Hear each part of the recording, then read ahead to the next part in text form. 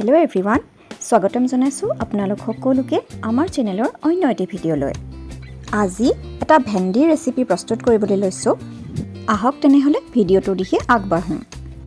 ভেন্দিৰ এই ৰেচিপিটো প্ৰস্তুত কৰিবৰ বাবে মই এয়া কেইটামান ভেন্দি আৰু এটা আলু লৈছোঁ আৰু এইখিনি এনেদৰে কাটি লৈছোঁ। আপোনালোকে আলু নিদিয়াকৈও ৰান্ধিব পাৰে। আনফালে এয়া এটা মিডিয়াম সাইজৰ বিলাহী আৰু এটা মিডিয়াম সাইজৰ পিঁয়াজ এইদৰে মিহিকৈ কুটি লৈছোঁ আৰু অকণমান আদা নহৰু এনেদৰে থেতেলিয়াই লৈছোঁ। আৰু লৈছোঁ এয়া সৰু চামুচেৰে এচামুচকৈ জিৰা গুড়ি আৰু ধনিয়া গুড়ি আৰু সৰু চামুচেৰে আধা চামুচকৈ কাশ্মীৰী জলকীয়া গুড়ি আৰু গৰম মছলাৰ গুড়ি। আনফালে এয়া এখন কেৰাহী গৰম কৰি তাত মিঠাতেল দিছোঁ আৰু তেলখিনি গৰম হোৱাত তাত কাটি ৰখা ভেন্দিখিনি দি দিছোঁ। এইখিনি এতিয়া অকণমান সময়ৰ কাৰণে ভাজি ল'ম। এয়া আমাৰ ভেন্দিখিনি ভজা হৈ গৈছে। এতিয়া এইখিনি কাঁহী এখনত নমাই ৰাখিলোঁ। এতিয়া ইয়াত কাটি ৰখা আলুখিনিও দি দিছোঁ। আলুখিনিও এতিয়া এনেদৰে ভাজি ল'ম।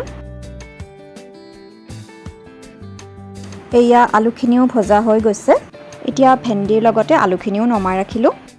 এতিয়া একেখিনি তেলতে কেইটামান গোটা জিৰা দি দিছোঁ। জিৰাখিনি ফুটাত তাত কুটি ৰখা পিঁয়াজখিনি দি দিছোঁ। এইখিনি অকণমান সময়ৰ কাৰণে ভাজি লৈছোঁ।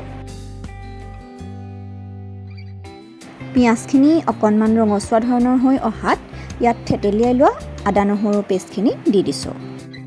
এইখিনিও অকণমান সময় ভাজি লৈছোঁ। আদা নহৰুখিনিৰ কেঁচা কেঁচা গোন্ধটো যোৱাৰ পাছত ইয়াত কুটি ৰখা বিলাহীখিনি দি দিছোঁ। বিলাহীখিনিও এতিয়া গলি যোৱালৈকে ভাজি ল'ম।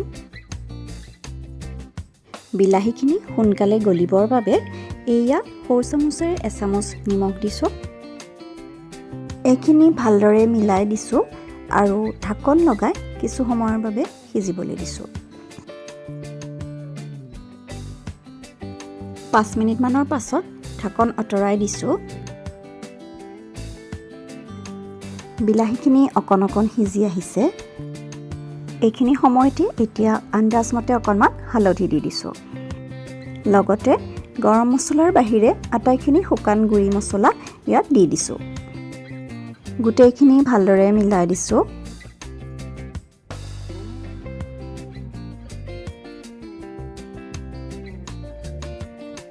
এইখিনি আকৌ অকণমান সময়ৰ কাৰণে ঢাকন লগাই দিম।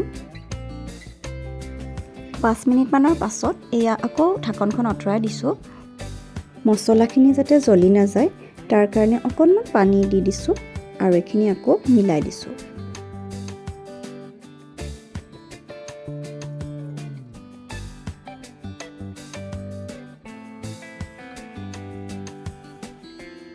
আকৌ এইখিনি 2 মিনিটমানৰ কাৰণে ঢাকি দিছোঁ। 2 মিনিটমানৰ পাছত এয়া ঢাকন আঁতৰাই দিছোঁ। বিলাহীখিনি এয়া ধুনীয়াকৈ সিজি আহিছে আৰু মছলাখিনিও ধুনীয়াকৈ মিলি পৰিছে। এতিয়া ইয়াত ভাজি ৰখা ভেন্দি আৰু আলুখিনি দি দিছোঁ। গোটেইখিনি ভালদৰে মিলাই দিছোঁ আৰু অকণমান পানী ইয়াতে দি দিছোঁ। এইখিনি এতিয়া আকৌ অকণমান সময়ৰ বাবে ঢাকন লগাই সিজিবলৈ দিম। 5 মিনিটমানৰ পাছত চাইছোঁ এয়া চব্জিখনৰ পৰা পানীখিনি শুকাই গৈছে আৰু আলুখিনি অলপ অলপ সিজিবলৈ বাকী আছে। এতিয়া ইয়াত চাহ খোৱা কাপেৰে একাপমান জোখৰ পানী দিছোঁ। গোটেইখিনি ভালদৰে মিলাই দি আকৌ অকণমান সময়ৰ বাবে ঢাকন লগাই সিজিবলৈ দিছোঁ।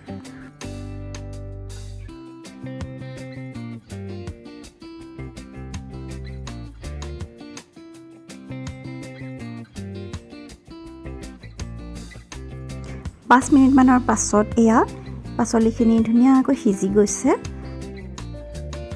এতিয়া ইয়াত গৰম মছলাৰ গুড়িখিনি দি দিছোঁ। গোটেইখিনি ভালদৰে মিলাই দি 1 মিনিটমানৰ পাছত গেছৰ ফ্লেমটো অফ কৰি দিছোঁ। এয়া আমাৰ বিলাহীৰ সৈতে ৰন্ধা ভেন্দি আৰু আলুৰ চব্জিখন খাবৰ বাবে প্ৰস্তুত হৈ গৈছে। ভেন্দিৰ এই চব্জিখন ৰুটি, লুচি, ভাত বা পৰঠা আদিৰ সৈতে খাবৰ বাবে বৰ ভাল লাগে। যিসকলে কণী খাই ভাল পায় তেওঁলোকে ইয়াত এটা কণীও ভাঙি দি দিব পাৰে, তেতিয়া চব্জিখনৰ সোৱাদটো আৰু ভাল লাগে। আশা কৰোঁ আজিৰ ৰেচিপিটো আপোনালোকৰ ভাল লাগিল। যদি ভাল লাগিল তেনেহ'লে ভিডিঅ'টো এটা লাইক কৰি দিব। তেনেহ'লে আজিলৈ আহোঁ, আকৌ লগ পাওঁ আন এটি নতুন ৰেচিপিৰ সৈতে। ধন্যবাদ।